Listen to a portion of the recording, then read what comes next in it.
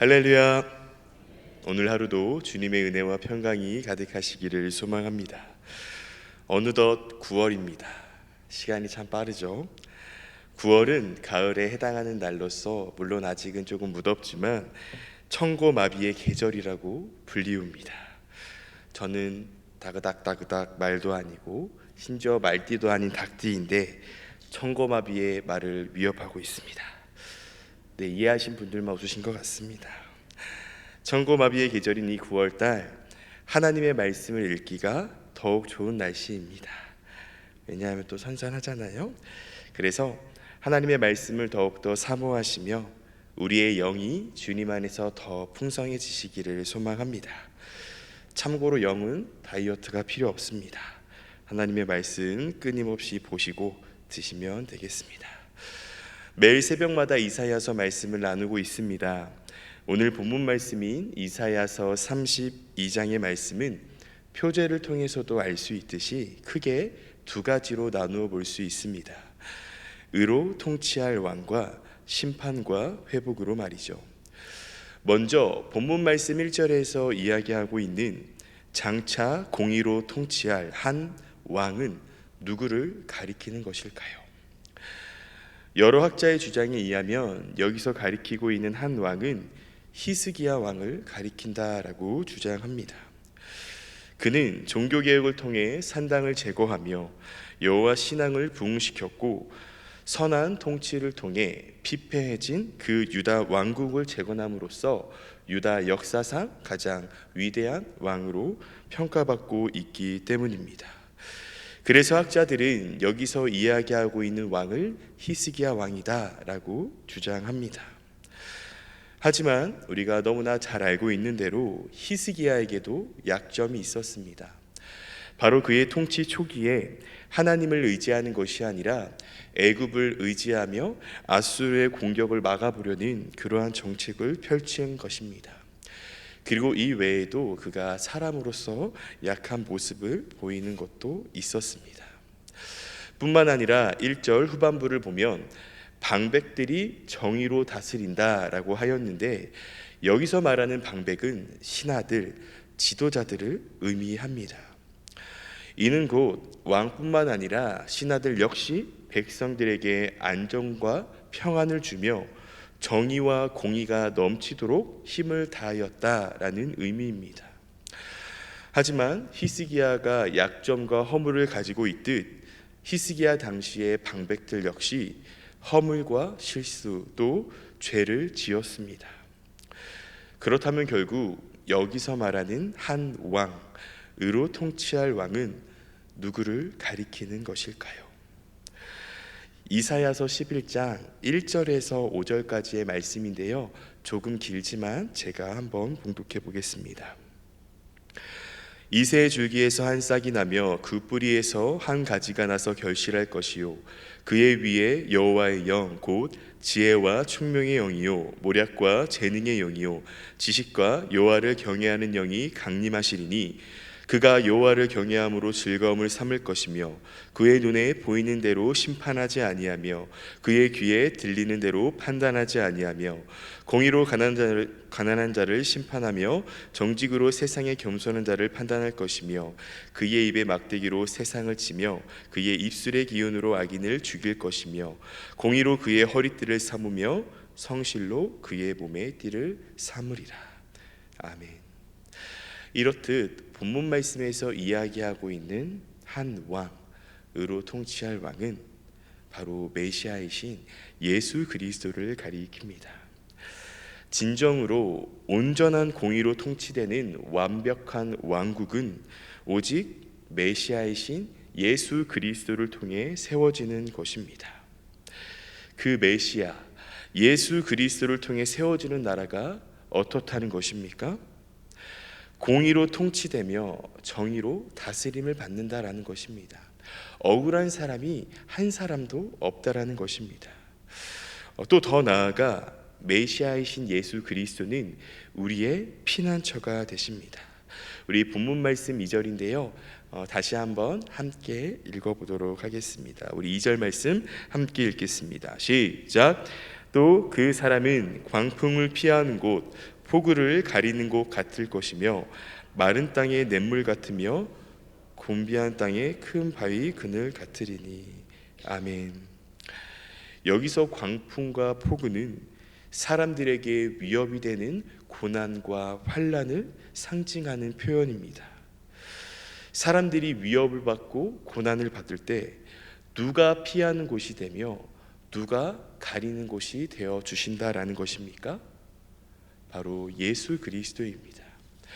그렇기 때문에 우리의 삶에 광풍과 같은 어려움의 문제가 닥치고 또 폭우와 같은 그러한 시험이 쏟아질 때 우리는 나의 피난처 대신 예수 그리스도께로 나아가야 합니다. 주님만을 의지해야 합니다. 그런데요, 우리가 실제 어려움과 환난을 당했을 때 우리는 어떠한 모습을 보이나요? 나의 피난처가 되시는 그 예수님을 의지해야 하는 건 너무나 잘 알고 있지만 주님을 의지하기보다는 나의 생각과 경험, 내가 가지고 있는 모든 것을 의지합니다. 주님을 배제시키면서요. 예수님을 나의 피난처로 삼는 것이 아니라 물질이나 사람 등 세상의 것들을 더 피난처로 삼으며 의지하는 것이죠. 예수님이 아닌 세상의 것을 피난처로 삼게 될 경우 어떻게 될까요? 마태복음 7장 하반부의 말씀을 보면요, 예수님의 두 건축자 비유가 나옵니다. 이 비유의 내용은 다음과 같습니다. 한 건축자는 모래 위에 집을 짓고 다른 한 건축자는 반석 위에 집을 짓습니다. 여기서 집은 사람들이 안식하며 쉼을 쉴 수 있는 공간일 뿐만 아니라 광풍이나 폭우, 뜨거운 태양이나 추위 등을 피하는 곳입니다. 우리 성도님들의 집은 다 폭우와 추위를 잘 이겨내실 수 있는 집들이시죠? 네, 누수되시는 곳은 없으시죠? 그런데 모래 위에 지은 집은 광풍과 폭우가 몰아치자 어떻게 된다는 것입니까? 무너지게 됩니다. 반면 반석 위에 지은 집은 어떻게 된다라는 거예요? 끄떡 없다라는 겁니다. 그 어떤 광풍과 폭우가 내리더라도 반석 위에 세운 집은 견고하게 버티는 것이죠.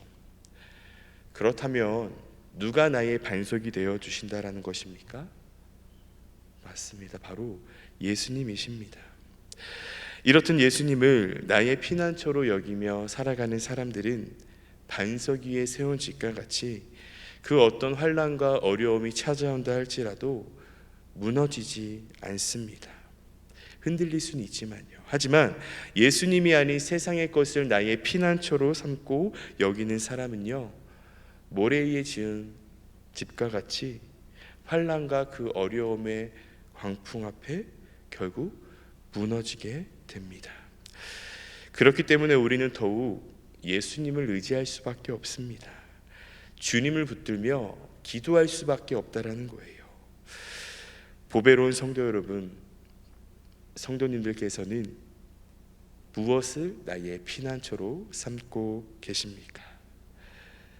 예시는 들지 않겠습니다. 저 또한 많이 찔리거든요. 시편 46편 1절 말씀입니다. 하나님은 우리의 피난처시요 힘이시니 환난 중에 만날 큰 도움이시라. 아멘. 예수님만을 나의 피난처로 삼으며 하나님의 그늘 아래 거하시는 저와 성도님들이 되시기를 소망합니다. 그래서 우리의 힘 되시고 큰 도움 되시는 주님을 의지하며 매일매일 승리하시기를 소망합니다. 다음으로 본문 말씀 9절에서 14절까지 심판이라는 주제가 두드러지는데요, 심판의 대상, 경고의 대상은 바로 9절에 안일한 여인들과 염려 없는 딸들, 또 10절에 염려 없는 여자들입니다. 여기서 경고의 대상이 되는 여인들은요, 1차적으로는 유다의 상류층 여인을 가리킨다고 볼 수 있지만 넓게는 모든 유다 사람들을 가리킨다고 할 수 있습니다. 다 하나님의 심판의 대상인 것이죠. 그리고 안일함과 염려 없음은 모두 근심 걱정이 없는 상태를 말합니다. 그래서 혹 이렇게 생각하시는 성도님들이 계실 수도 있습니다. 아니 목사님, 근심과 걱정이 없는 게 좋은 게 아닌가요? 좋은 것 아닌가요?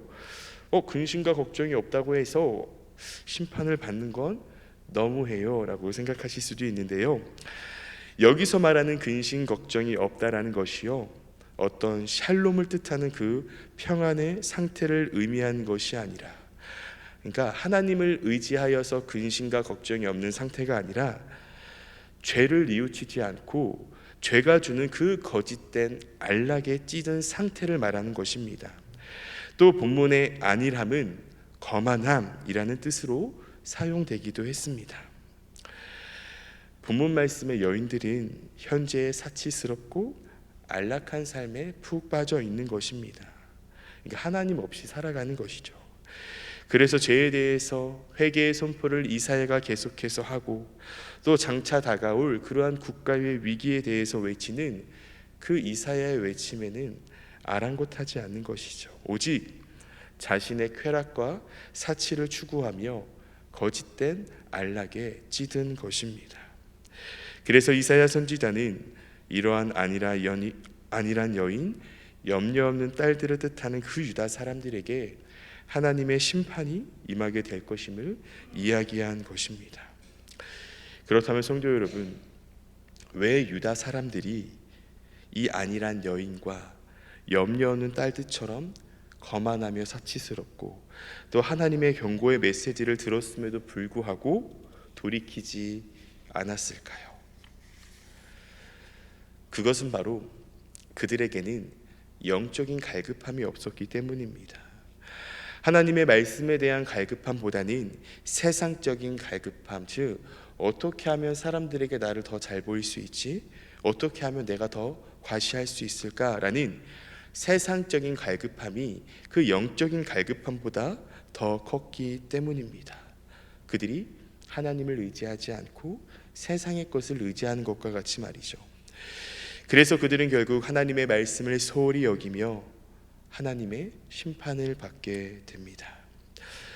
보배로운 성도 여러분, 지금 이 시간 잠깐 나의 마음을 점검해 보시기 바랍니다.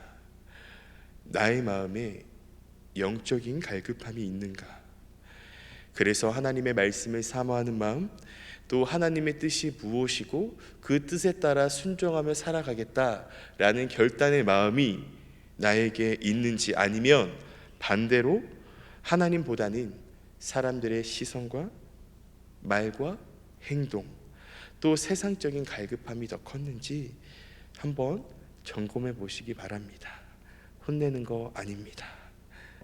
그리고 혹 나의 마음 가운데 영적인 갈급함보다 세상적인 갈급함이 더 컸다면 이 새벽 하나님께 기도하고 회개하며 다시 한번 그 영적인 갈급함을 가지시기를 소망합니다. 그리고 더 나아가 이 영적인 갈급함을 채울 수 있는 하나님의 말씀을 듣는 자리, 또 하나님을 기쁨으로 찬양하며 경배할 수 있는 그 찬양의 자리를 사모하며 나의 영적인 갈급함을 채워주시는 그 주님을 바라보시기를 소망합니다. 마지막으로 회복이라는 주제에 대해 살펴보겠습니다. 본문 말씀 15절에서 마지막 절까지 회복의 주제에 대해서 쭉 기록하고 있는데요, 본문 말씀 15절만 우리 다시 한번 함께 읽었으면 좋겠습니다. 우리 본문 말씀 15절입니다. 함께 읽겠습니다. 시작. 마침내 위에서부터 영을 우리에게 부어주시리니 광야가 아름다운 밭이 되며 아름다운 밭을 숲으로 여기게 되리라. 아멘. 이 말씀에서 위에서부터 영은 성령을 의미합니다. 그래서 성령님이 임하시면 황무지와 같은 그 광야가 아름다운 땅, 기름진 땅이 된다라는 것이고요, 또 황폐한 땅과 같은 그 광야가 온갖 곡식을 풍성하게 내는 곡창지대가 된다라는 것입니다. 이것은 곧 하나님께서 보내주신 그 성령님을 통해 이 남유다가 회복될 것임을 이사야 선지자가 선포한 것이죠. 보배로운 성도 여러분, 이 말씀을 통해 알 수 있듯이 오직 성령님을 통해서만 회복의 역사가 일어날 수 있습니다. 이 진리를 믿으십니까? 지난 토요일 저녁 찬양 흠뻑 집회가 있었습니다. 우리 수많은 성도님들이 함께 모여서 하나님을 찬양하고 경배하는 시간을 가졌는데요. 이번 찬양 흠뻑 집회의 주제는요, 마가의 다락방 성령 충만이었습니다. 그래서 각 찬양팀마다 성령과 관련된 찬양을 많이 묵상하며 준비하고 고백하며 찬양하였는데요. 성령이 주제가 되는 그러한 찬양들을 이렇게 살펴보면, 그 가사를 살펴보면 가장 먼저는 성령님의 임재를 간절히 소망합니다. 왜냐하면 성령님의 임재를 통해 주님이 주시는 그 능력을 받고 소망을 품을 수 있기 때문입니다. 그리고 그 성령을 통해 나의 상한 마음이 만져지고 또 고침받으며 우리를 새롭게 세워주시기 때문입니다. 한마디로 말하면 성령을 통해 회복의 역사가 일어나는 것이죠. 그렇기 때문에 매일을 살아가며 성령님의 간절한 임재를 사모하며 살아가시기를 바랍니다. 그리고 이미 하나님께서는요, 파라클레토스, 보혜사 성령 하나님을 우리 곁에 보내주셨습니다. 그리고 우리를 곁에서 늘 중보하시며 도와주십니다. 이것을 꼭 기억하셨으면 좋겠습니다. 그래서 나에게 힘듦과 어려움의 순간, 또 좌절의 순간, 도저히 나의 힘으로 풀 수 없는 그러한 문제가 찾아온다 할지라도 나는 혼자야 라고 절대 낙심하지 마시고, 그래, 나와 함께 하시고 나를 곁에서 도와주시고 나의 중보자 되어주시는 그 성령 하나님을 붙들며 함께 기도해보자 라고 나아가는 우리 성도님들이 되시기를 소망합니다. 그래서 주님 안에서 회복을 경험하실 수 있었으면 좋겠습니다. 그리고 더 나아가 나의 주변에 성령의 임재가 필요한 지체들이 분명히 있을 것입니다. 또 하나님은 그 지체를 우리가 보게 하실 것이고 또 만나게 해 주실 것입니다. 그렇다면 그 지체의 이름을 불러가면서 함께 기도하는 저와 성도님들이 되어 예수님의 그 중보기도 사역에도 함께 동참할 수 있는 우리 보배로운 교회의 성도님들이 다 되시기를 간절히 소망합니다. 함께 기도하겠습니다. 하나님, 오늘은 이사야서 32장의 말씀을 나누었습니다. 함께 나눈 말씀을 늘 마음에 새기고 늘 기억하며 살아가게 하여 주옵소서. 주님, 우리가 살아가며 때로는 어려움과 환난, 고난이 찾아올 수 있습니다. 또 도저히 해결될 수 없는 큰 문제들이 우리를 찾아올 수 있습니다. 그때 우리가 단순히 응답만을 구하는 기도가 아닌 성령님을 의지하고 초청하며 이것을 통해 나에게 말씀하고자 하시는 하나님의 뜻이 무엇인지 발견하게 해달라는 믿음의 눈을 구하는 기도와 또 그 기도를 통해 회복의 자리까지 나아가게 하여 주옵소서. 그러기 위해 늘 하나님을 향한 영적인 갈급함을 가지며 그 갈급함을 채우기 위해 말씀의 자리, 찬양의 자리, 기도의 자리를 사모하며 살아가게 하여 주옵소서. 주님, 오늘도 세상 가운데로 나아갑니다. 가정과 직장, 사업장에서 늘 우리 성도님 한 분 한 분을 주님께서 지켜주시고 함께하여 주옵소서. 주님, 드려진 예물을 위해 기도합니다. 주님께 시간의 예물과 물질의 예물을 드린 손길을 기억하여 주시고 기쁘게 받아 주옵소서. 감사합니다. 사랑이 많으신 우리 구주 예수님의 이름으로 기도합니다. 아멘.